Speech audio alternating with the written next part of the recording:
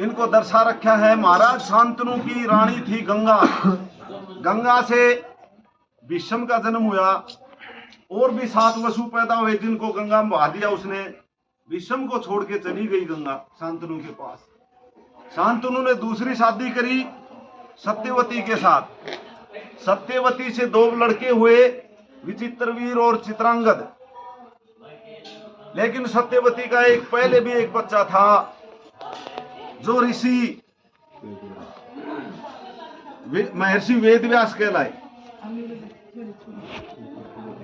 बताते हैं वो तो अपने पिता के साथ रहते थे, वो तो कभी सत्यवती के पास रहे ही नहीं। लेकिन जब सत्यवती की शादी हुई राजा शांतनु के साथ, तो शांतनु को नहीं मालूम था कि एक बच्चा इनको पहले भी है। उन्होंने शादी कर ली, 2 बच्चे हुए, विचित्रवीर और चित्रांगद। चित्रांगद जब 18-19 साल का था तो वो एक युद्ध में मारा गया। विचित्रवीर बचा 16 साल का। भीष्म को चिंता हुई कि मेरी आगे पता नहीं पीढ़ी चल ना चल या तो गड़बड़ होगी, तड़का नहीं यो भी मारे जाते हो तो सांग ही खत्म से, क्यों ना जल्दी करके इसकी शादी कर लूं। काशी के राजा ने, जिसकी 3 लड़कियां थी, अंबा, अंबालिका और अंबिका, उनका स्वयंवर रच रखा। लेकिन उन्होंने हस्तिनापुर को न्योता नहीं दिया। क्यों? क्योंकि वो नहीं चाहते थे हस्तिनापुर वाले आए, और वो विचित्रवीर को पसंद ही नहीं करते थे। लेकिन वहां बिना बुलाए चले गए भीष्म अपने भाई को लेके कि भाई एक लड़की तो मैं ब्याह के लाऊंगा, मन ने भी अपना आगे चलाना से परिवार। जब वहां पर उसकी बेइज्जती करी लोगों ने, तो भीष्म ने 6 माह के 3 लड़की ठाली, स्वयंवर तहस नहस कर दिया। हाँ, ही बात तो डरता तो कुबद ने बुलाऊं तुमका। 3 लड़कियों को लेके चला। तो बड़ी जो लड़की थी अंबा, उसने वर्ण कराया था सालव नरेश का। सालव नरेश आगे भी फिर घनों कूट पीट के बजा दियो के थे भीष्म का गुण की औकात लेके तीनों को आगे हस्तिनापुर। हस्तिनापुर जब शादी करने की बारी आई तो विचित्रवीर ने 2 तो ब्याह ली, अंबालिका और अंबिका। लेकिन वो अंबा को कहने लगा भाई इसने तो सालव नरेश को चुन लिया, तो मैं दूसरा की चुने हुई तो लड़की से शादी नहीं करता। अंबा को भेजा गया सालव के पास। राजा सालव ने भी शादी से इनकार कर दिया। अंबा वापिस आ गई, भीष्म से कहा कि तू कर। भीष्म ने मना कर दिया। तो 6 माह आके और जना जना कर घूमी भीष्म ने हरवाण खातर।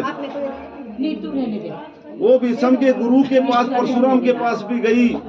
कई दिन उनका युद्ध भी हुआ, लेकिन भीष्म हारे नहीं। युद्ध बराबरी पर छुटवा दिया लोगों ने। परशुराम ने बोले भाई कोने मानना हो ठंडो पानी तो ना है, ठंडो नहीं बढ़िया भाई ना किसो हैं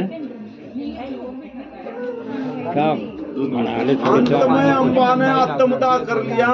आखिर भगवान शिव ने कहा कि दूसरे जन्म में मार सके, तो इसने भीष्म ने तो उसने आत्मदाह कर लिया। टावड़ी न्यू में दूसरा जन्म क्यों वक्त गवाऊं। शिखंडी के रूप में कहते हैं कि वो पैदा हुई राजा द्रुपद के यहाँ।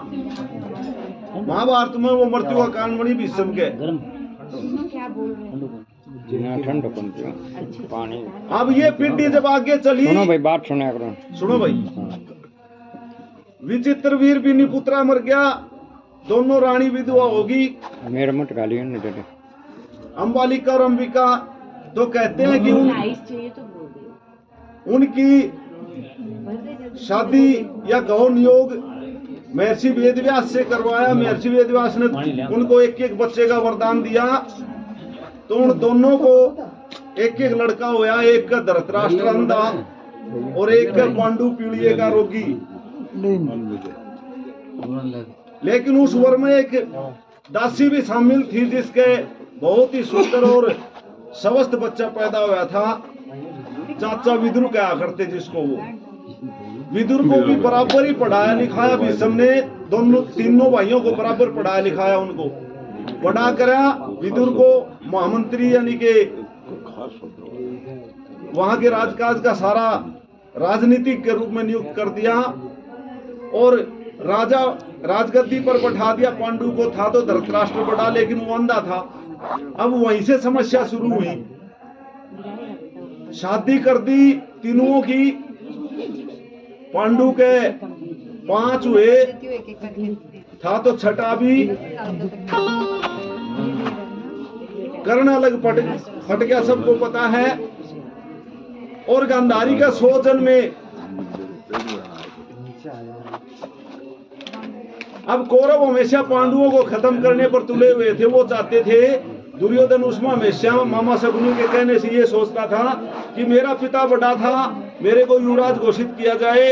मेरे पिता को तो नहीं दिया, मन ने तो दी राज, लेकिन युवराज भी जब युधिष्ठिर घोषित कर दिया तो उसको समस्या होगी।